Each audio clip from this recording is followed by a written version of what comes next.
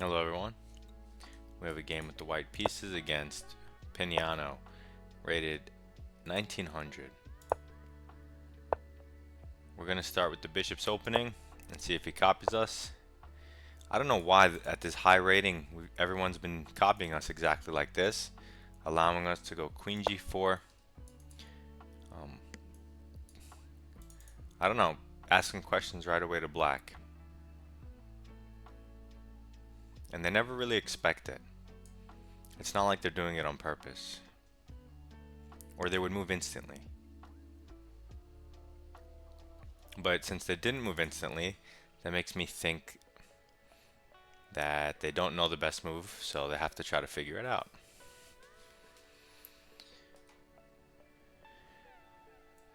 King f8 protects the pawn, threatens d5. Instead he plays g6, still threatening d5.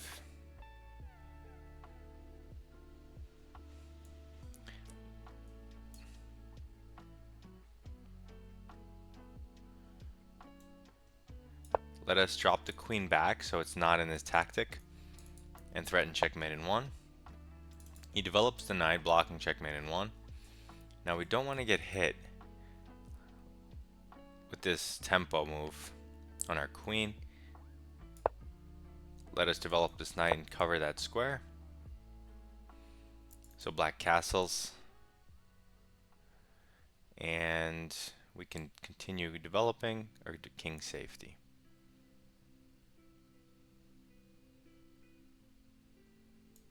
Let's just play d3, protect the center, developing. Okay, he goes d5 because I guess he wants to go here. I guess I just have to take that pawn and see, if he's trapping the queen or not, but at the moment it comes with check. So he takes the knight. So we're going to take back with the bishop. Now he no longer has bishop g4 hitting my queen. Okay, he jumps the knight in here, but we were ready for this. That's why we put the knight here. So we're going to take. He takes with the bishop, putting pressure here, but allowing us to play this, although that weakens our d3 pawn. He's going to also hit our bishop, and then we'll drop back.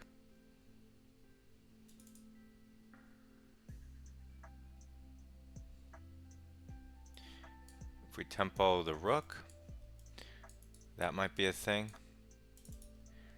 If we tempo the rook and he takes our pawn, so maybe we throw this in first. So he has to move the bishop, then we go here. He could counterattack our bishop, but we could drop our bishop back.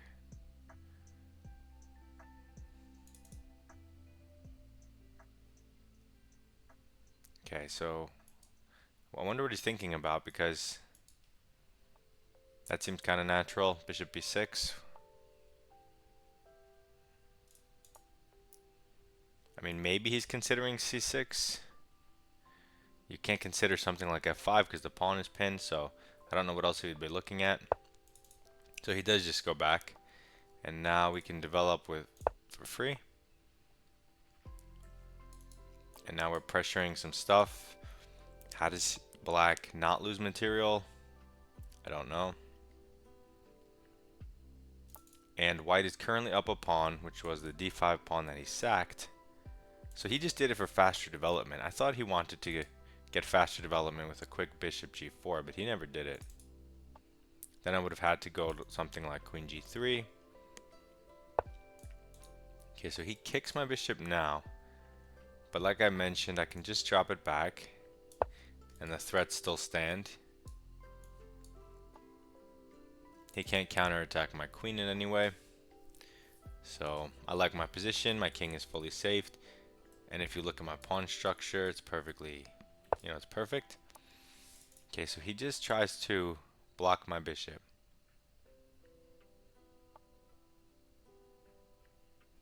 I think I'm just going to take the rook. take the exchange right away because he can move it next turn. So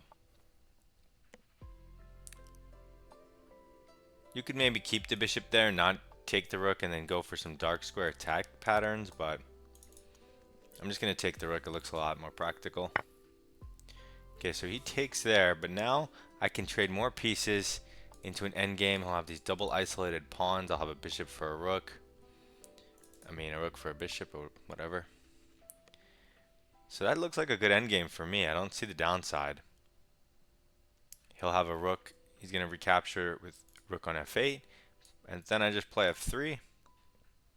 I mean, he has a dark square bishop, which is nice, but that's, I mean, I don't have to do that also. What else can I do if I don't do that? I could just castle. Yeah, I'm going to do this. I'm going to trade queens because how can this endgame not be much better for me? And I can castle or play f3. f3 is fine. No reason to castle. There's only 2 pieces left in the game. It's not like your king is ever in trouble. And he could do something, yeah, like this, but which looks really cool, but it's not supported by a pawn, and I want to move my king anyway. And then which diagonal are you going to stay on?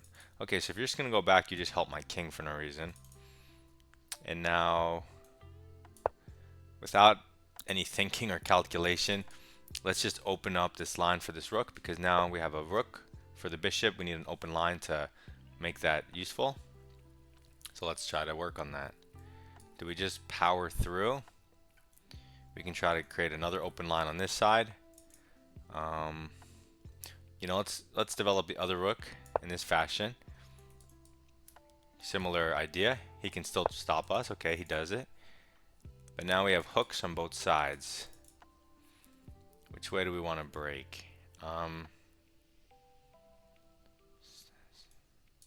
Maybe here. But first, rook AG1.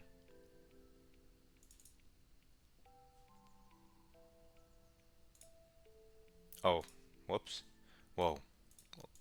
Okay, never mind. So in that case, we're going to go on the other side, b4, and not blunder our rooks with these sniper bishops.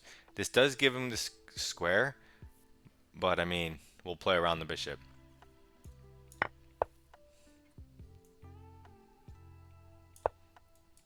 We'll just try to push on the b file. Okay, so what is he? Okay, so now I kind of want to push the a pawn. If I push the b pawn, he pushes past. Then I push the a pawn. Yeah, let's push the a pawn, because if he pushes past, then we have a passed pawn. Connected passed pawn, so. And if he takes, he opens up our rook, which is the goal of everything I've been trying to do, is with all these pawn moves, is to create an open file for the rook. We're up 3 points of material, and this bishop, although it's on an outpost and it is controlling squares, and it is a nice bishop, it's, if you can play around it, then it's not so good. So he does push past, but this gives us a win condition for the endgame. Now if we trade even our rook for the bishop and the rook for the rook, we just win the king and pawn endgame. So that's good to know. We can give the material back, so the exchange back, and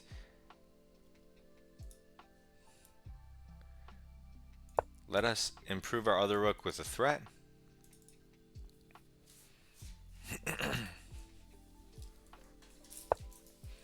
Okay, he defends it. That's interesting.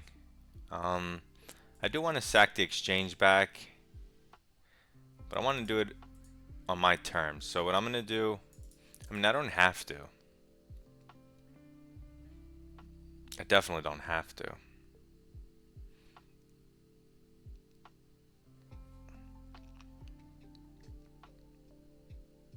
But I want to, because I think I can, I think it's good. I'm just going to double. There are different ways to play, but I'm going to just double my rooks here, which pressures the pawn. And I'll even go rook c5, letting him take with the bishop. if I can plant another rook in there and create this bind. I mean, that's all theoretical or hypothetical because he can't defend the pawn the way he would want to. So he pushes it. But if I take this, that wins a pawn. But maybe I could take with the rook. And then if he takes with the bishop and I take and he takes and I take, well then that's kind of weird because it's no longer a connected pawn. I guess we'll just take the free pawn. It does disconnect this passed pawn, but you do win another pawn, so. I mean, and technically there are two passed pawns now, so that's funny. So he moves his king over. I guess I could always just put this on a light square if I want.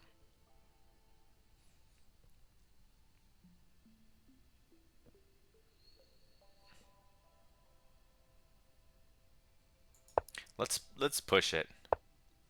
Oh, he pushes this. That's a weird move. I'm up 2 pawns. Maybe I'll just give the rook back and then try to simplify. So let's attack this and consider sacking. He does go here, but I was going to sack anyway. But here, here, here. Here. That looks like a winning king and pawn game. Because if his king has to go all the way to the A file to stop my pawn, I can just go king up, F4, and then just get my king in and take all his stuff. Yeah, which is what I'm going to do. I'm going to start by bringing my king in. He's going to take the pawn with the rook, saying, I want a pawn. But now his king has to babysit our outside passer, which gives our king time to do whatever we want. And so the game is, yeah, so he knows that and he just resigns. So that's what happens, like if you have endgame knowledge, it's a huge asset in this regard because you can just simplify, you can give back exchanges and things like that. And it's not the end of the world. As a matter of fact, it makes your life a lot easier because you don't have to worry about the bishop diagonals or where it can go anymore. You just take it off the board. Nice and easy. So we try to play the bishop's opening against a 1900. And they copy us again, which is wild. So we play queen g4. And this time, instead of bringing the queen out, they try to defend with g6. Another nice attempt. But we know that he wants to play d5 after this, hitting the bishop and the queen at the same time. So we get the queen out of the way with tempo for free. He has to stop checkmate, so he does that. And we don't want to let him hit the queen and our pawn. So we just have the knight ready so we can take it off the board if he does jump in there. And center development, and our position looks nice. And he has some dark square holes, but his bishop isn't finqueroed, it's out here. So it's a little weird. What do we got here? Oh wow, 98%, all zeros. I didn't know it was a perfect game. Nice. So he goes in the center, trying to speed up his development, open lines. But that's also a hanging pawn, so we take it. Plus 1.1. He takes the knight because we're threatening to win it right now. Double hit.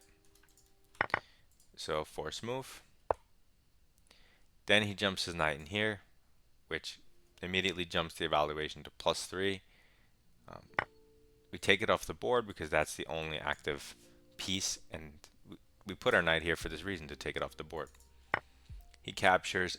Oh yeah, it was a blunder because of this whole sequence that we go down, including c3, kicking this out, going for the rook, and winning something. So like it was 3 or 4 move sequence, but it all leads up to this, which is kind of hard to see at first when you're just making natural moves as black. He kicks our bishop, force move, and then free stuff.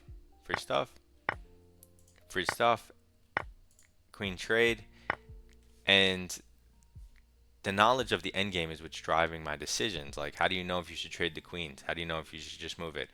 It's still plus 4.4. The computer likes everything. But even from a human perspective, I'm up a pawn.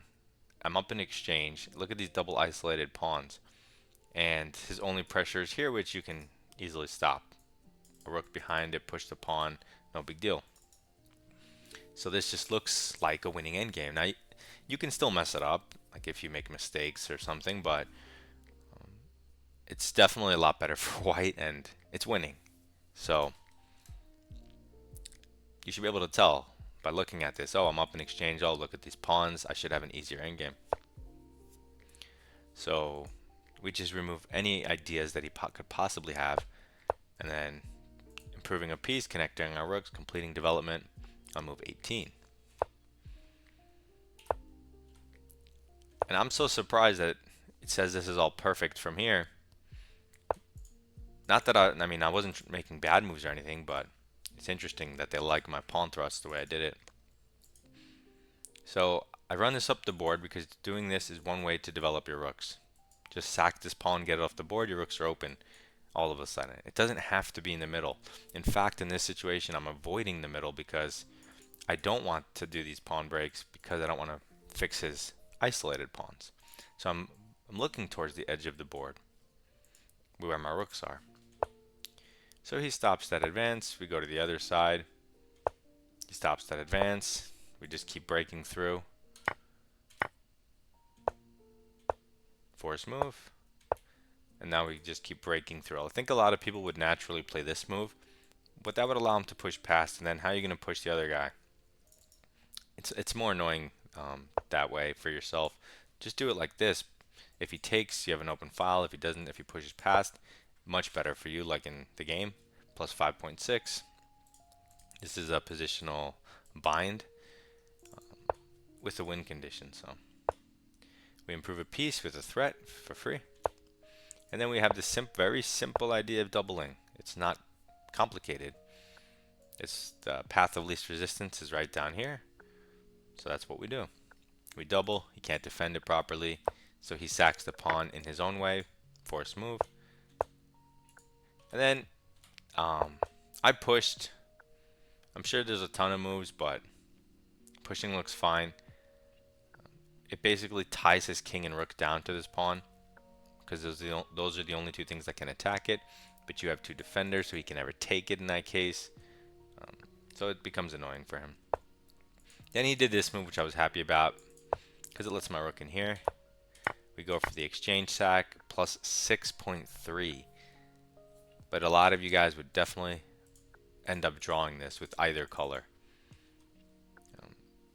You would take this pawn, and then somehow his rook would take these two pawns, and you would end up in a draw. But it's very easy to see that this outside pass pawn is the win condition and a huge asset, because it's going to lure his king to the side.